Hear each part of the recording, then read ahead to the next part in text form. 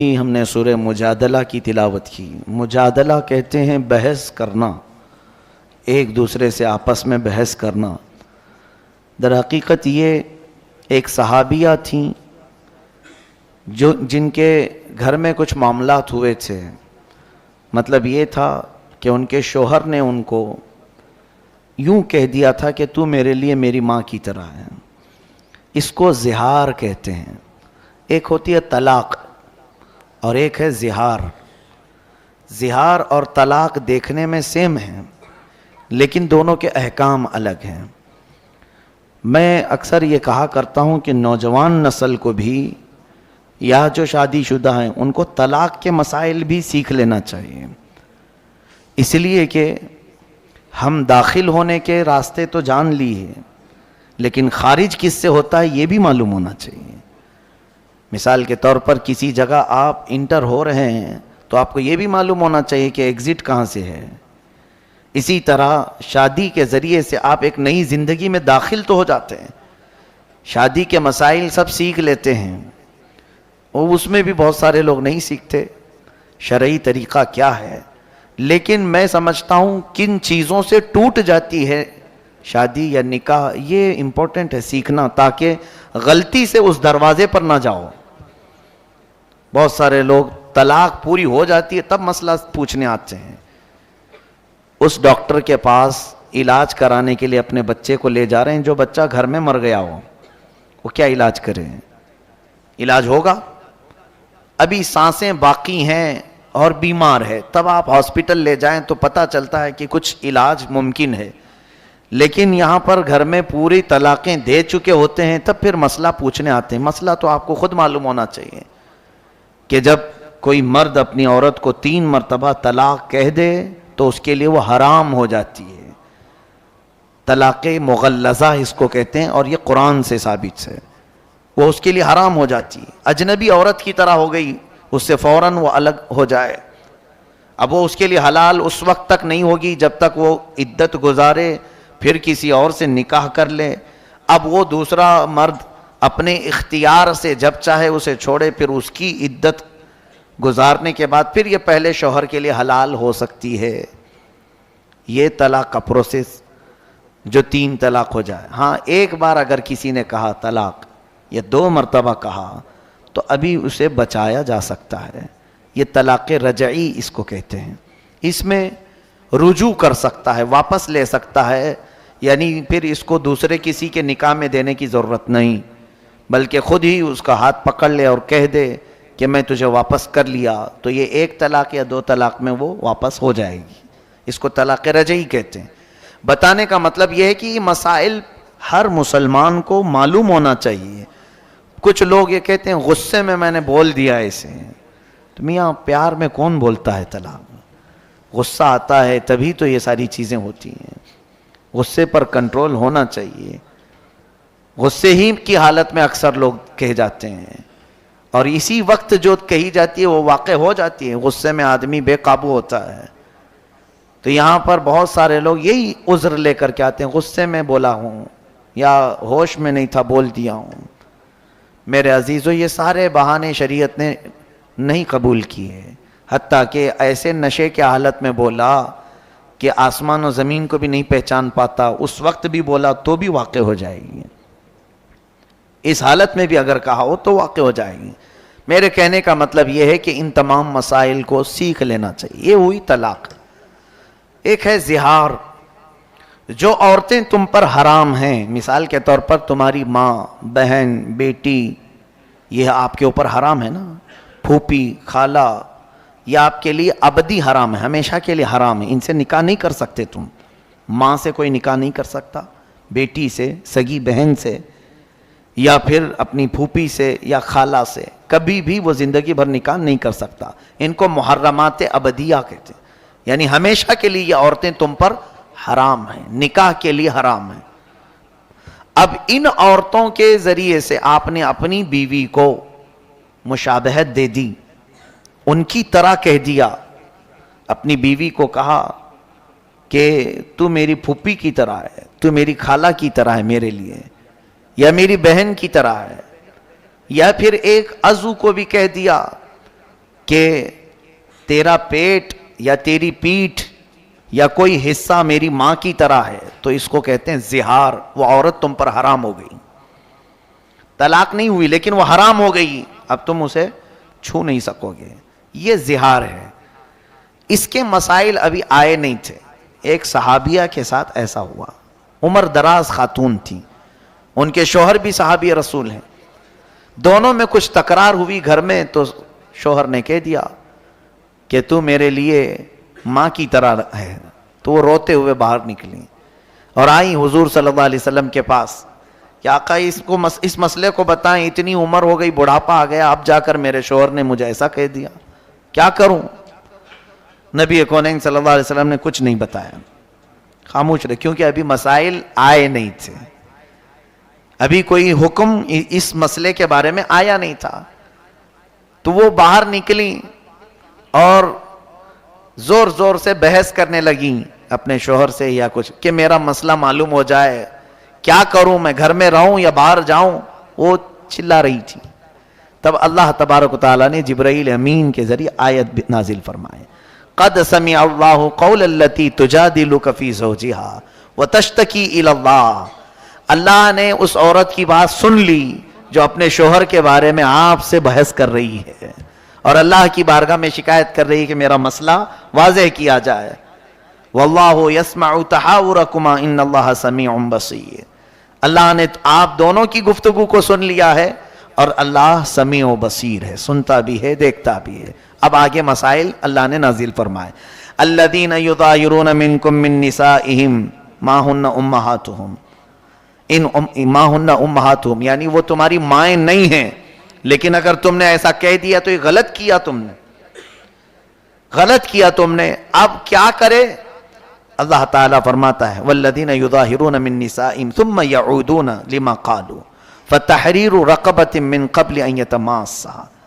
ایک غلام کو آزاد کرنا ہوگا جس نے بھی ایسا کہا ہے. غلامی کا زمانہ تو اب ہے نہیں، پہلے غلام ہوتے تھے. ایک غلام آزاد کرو، اب یہ پھر تمہارے لیے حلال ہو جائے گی. نہیں ہے اگر، آگے سنی آیت اور بھی اللہ فرماتا ہے فَمَن لَّمْ يَجِدْ فَصِيَامُ شَهْرَيْنِ مُتَتَابِعَيْنِ مِن قَبْلِ أَن يَتَمَاسَّا. جس کے پاس غلام نہیں ہے تو پھر وہ کنٹینیو 2 مہینے روزے رکھے، تب جا کے وہ تمہیں حلال ہوگی. 2 مہینے مسلسل روزے رکھے.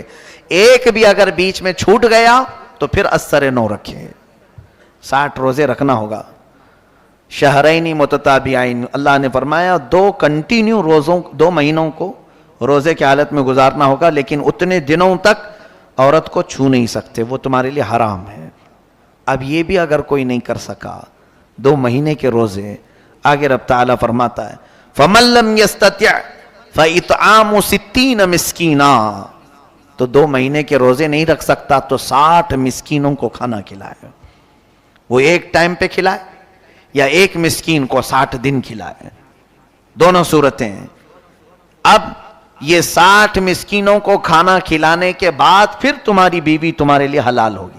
طلاق کا پروسیجر الگ ہے اور اس کا الگ ہے. یہ زہار کہتے ہیں. یہ زہار کے مسائل شروع پارے میں ہی بیان ہوئے، لیکن خبردار اے میرے عزیزو، کچھ لوگ یہ زہار کو یا طلاق کو گالی سمجھتے ہیں. گالی دینا یعنی عورت کو کیوں بھائی طلاق کیوں کہا؟ گالی دینے کے لیے کہہ دیا. یہ گالی نہیں، گولی ہے، نکل جاتی ہے. گالی اس طرح سے نہیں ہوتی، اور در حقیقت اسلام میں گالی حرام ہے. ہاں، ڈانٹنے کی نیت سے تم کچھ اور الفاظ استعمال کر سکتے ہیں، اس کو کسی بھی طرح سے آپ ڈانٹ سکتے ہوں تو دوسرے الفاظ میں ڈانٹیں، لیکن یہ الفاظ طلاق کے یا زہار کے ہرگز نہ بولیں. کبھی بھی اپنی عورتوں کو کسی نے اگر یہ الفاظ استعمال کر لیے کہ تو میرے لیے میری ماں کی طرح ہے، میری بہن کی طرح ہے، میری بیٹی کی طرح ہے، تو میرے لیے میری پھوپھی کی طرح ہے، میری خالہ کی طرح ہے، تو یہ الفاظ جو ہیں زہار کے ہیں، عورت اس پر حرام ہو جاتی ہے. پھر اگر حلال کرنا ہے واپس اپنی عورت کو تو کنٹینیو 2 مہینے کے روزے رکھے یا تو پھر 60 مسکینوں کو کھانا کھلائے، تب وہ عورت حلال ہوگی. تو اس سے اندازہ کیجئے کہ ہمارے یہ خانگی جو مسائل ہیں، ازدواجی زندگی کے جو مسائل ہیں، یہ سیکھنا کتنا ضروری ہے. کیا ان مسائل سے سارے لوگ واقف ہیں؟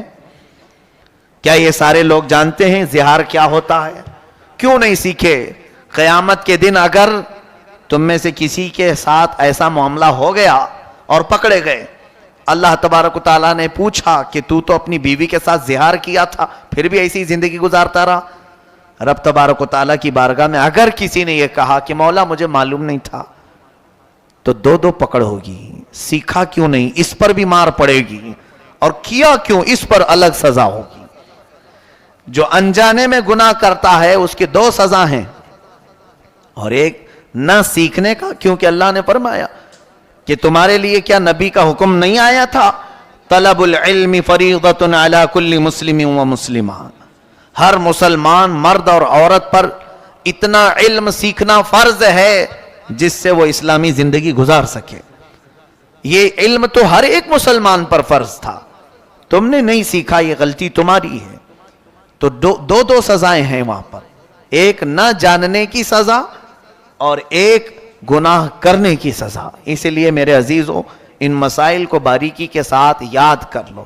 آج لوگ بڑے بڑے ڈسکشن میں رہتے ہیں، انٹرنیٹ پر مناظرے کرتے رہتے ہیں، اور وہ بھی جس سے ان کا حاصل ہی نہیں، کچھ ضرورت نہیں ہے، ایسی چیزیں پوچھتے رہتے ہیں. تاریخ کی باتیں، حضرت موسیٰ علیہ السلام ناشتے میں کیا کھاتے تھے، ہاں حضرت عیسیٰ علیہ السلام کا گھر کیسا تھا، حضرت ابراہیم علیہ السلام کس وطن میں رہتے تھے، یہ تاریخی انفارمیشن ہے. تم یہ پوچھو کہ کون سی چیز میرے لیے حلال ہے اور کون سی چیز میرے لیے حرام ہے. کمائی کے معاملات میں، کھانے پینے کے معاملات میں، گھریلو زندگی کے معاملات میں، نماز کے مسائل، وضو کے مسائل، یہ تمام چیزیں چھوڑ دیا، اور پھر انٹرنیٹ میں لا یعنی چیزیں جس سے اس کا یعنی عملی زندگی میں کوئی تعلق نہیں ہے، ایسے مسائل میں یہ پڑ گئے ہیں. اور اسی وجہ سے آج دیکھیں وہ لوگ اپنے ہاتھ میں قلم اور فتویٰ لے کر کے گھوم رہے ہیں جن کو ابھی استنجا کے مسئلے بھی نہیں معلوم، اور وہ بڑے بڑے لوگوں کے ایمان ناپ رہے ہیں کہ یہ مسلمان ہے کہ یہ کافر ہے، یہ دائرہ اسلام سے نکلا ہوا ہے. خود کو یہ نہیں معلوم کہ ابھی میں اسلام پر پورا قائم ہوا کہ نہیں ہوا. میرے عزیزوں آج کے دور میں جتنی چیزیں آپ کو سیکھنا ضروری ہے ان تمام چیزوں کی طرف دوڑو. زندگی بہت تیزی سے نکلتی جا رہی ہے. جو ضروری مسائل ہیں ان سب کو کسی نہ کسی ذریعے سے سیکھو. علمی محفلوں میں بیٹھو یا علماء کی صحبت اختیار کرو. کیا علماء صرف تعویذ گنڈے کے لیے ہی ہیں؟ دھاگے دم درود اسی کے لیے ہیں علماء؟ بچے بیمار ہوں، گھر میں مصیبت ہو، اسی لیے علماء ہیں؟ علماء کرام کے پاس آپ زیادہ سے زیادہ علم سیکھنے کے لیے وقت گزارو. کئی چیزیں میں دیکھتا رہتا ہوں، علماء کا کام کیا ہے. ہم بھی اس دور سے گزر رہے ہیں، لوگوں نے ان کو کیا چیز بنا رکھا ہے. اگر کچھ اچھے لوگ ہیں، مؤدب لوگ ہیں، آتے بھی ہیں، تو وہ اپنی ضروریات کے اعتبار سے بیمار ہے. میں یہ منع نہیں کر رہا ہوں، ٹھیک ہے، اس کے ساتھ کچھ اور بھی چیزیں ہیں، کچھ محفلیں ہیں، علمی محفلیں، اس میں کیوں نہیں حاضر ہوتے؟ اپنے بیمار بچوں کو لے کر کے آتے ہیں. 2 طرح کے لوگ آتے ہیں، یا تو پھر دعا کروانے کے لیے، یا تو پھر لوگوں کی غیبت کرنے کے لیے. 2 طرح کے لوگ علماء کے پاس آتے ہیں. بیٹھ جائیں اور سارے لوگوں کی غیبت چھیڑ دیں، فلاں کیا کر رہے تھے، وہ یہ کر رہے تھے، وہاں ایسا چل رہا تھا. خود بھی گنہگار ہوتے ہیں اور علماء کرام کو بھی ایسے غیبت میں مبتلا کر جاتے ہیں. ایسے حالات سے گزرتے رہتے ہیں، ہم دیکھتے ہیں.